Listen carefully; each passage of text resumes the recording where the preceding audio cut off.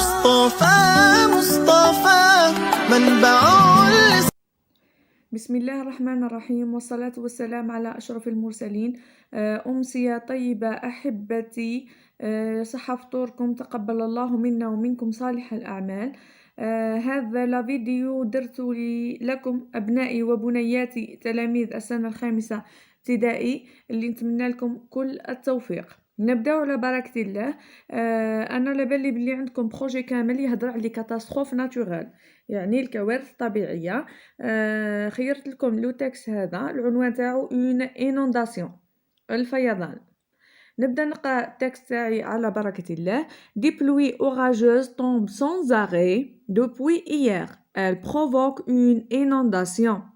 L'eau inonde les quartiers et bloque la circulation routière. Elle pénètre par les toits et sous les portes de maisons. Les crues de l'Oued effondrent le pont et l'emportent. Aussitôt, les pompiers interviennent pour secourir les gens. Ils sauvent plusieurs personnes bloquées dans leur foyer. Ils dégagent aussi les pierres et la boue de la chaussée. كما تشوفوا باللي لو تكست تاعنا هذا فيه دو بارتي.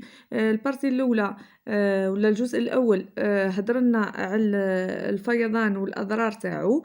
في البارتي الثانيه او الجزء الثاني هضرنا على اميتي اللي هما لي بومبيي وعمليه التدخل تاعهم اثناء لينونداسيون، اثناء الفيضان. كما على بالكم باللي أول جزء في تحليل النص هو comprehension de l'écrit، أسئلة متعلقة بفهم النص ولا البناء الفكري. أول سؤال: de quelle catastrophe naturelle parle-t-on dans le texte؟ Je répète, de quelle catastrophe naturelle parle-t-on dans le texte؟ طلبوا منا نلقاو الكارثة الطبيعية اللي يتحدث عليها النص. donc la catastrophe naturelle هي l'inondation ولا une inondation.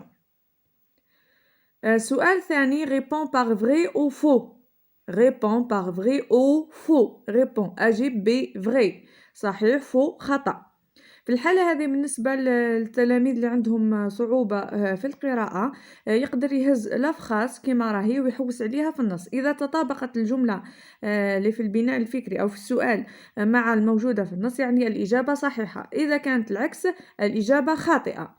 Les pluies tombent depuis une semaine. Je répète, les pluies tombent depuis une semaine. هذه الفراز نفتش عليها في النص. Des pluies orageuses tombent sans arrêt depuis hier. في السؤال عندنا depuis une semaine، أسبوع، وفي التكست تاعنا عندنا depuis hier، منذ البارحة، يعني الإجابة خاطئة faux. الجملة الموالية: elle provoque un tremblement de terre.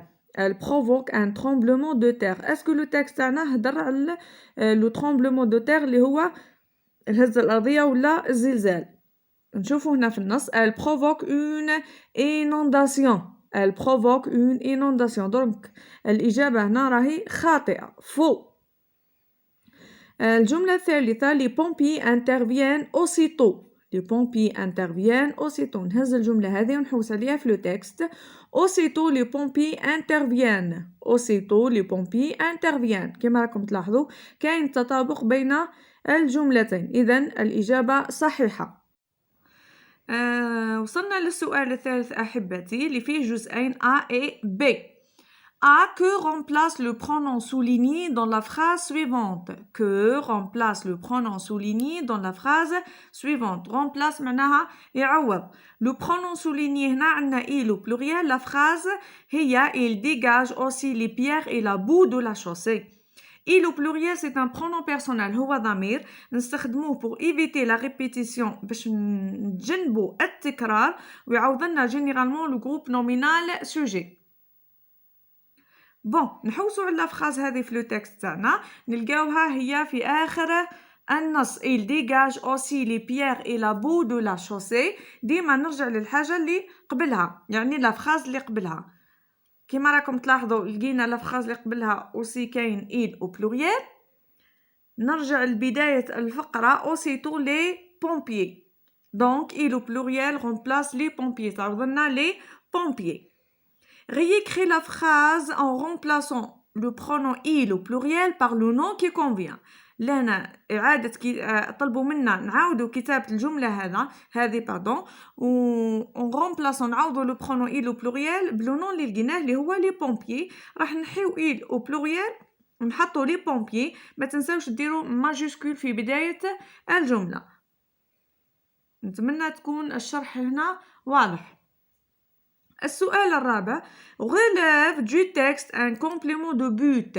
relève du texte un complément de but. نستخرجوا من النص un complément de but اللي هو الهدف.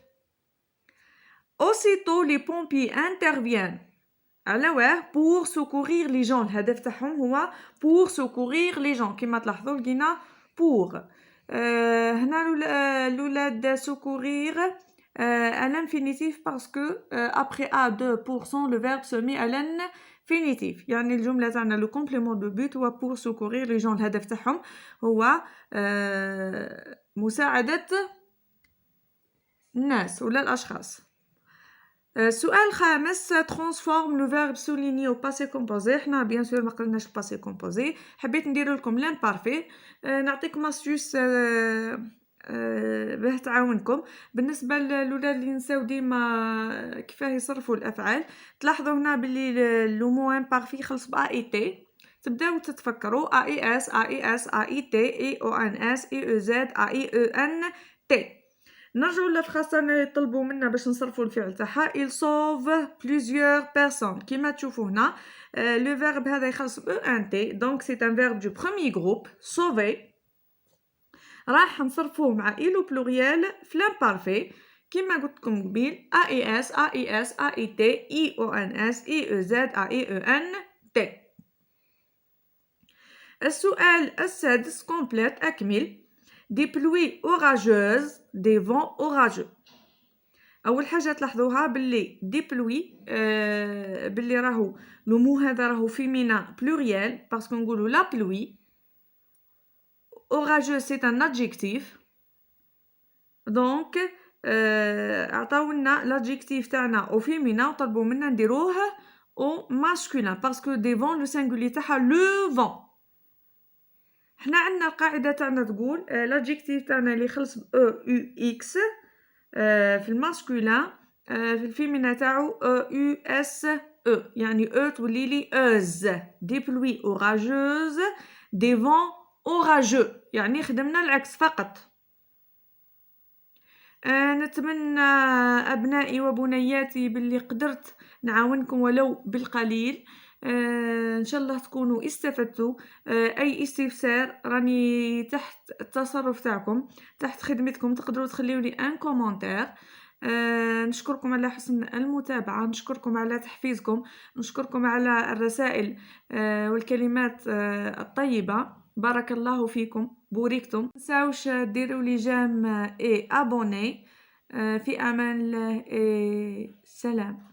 مصطفى منبع للصفاء سيد الأنبياء مشعل في الوفاء كان في عطفه لليتامى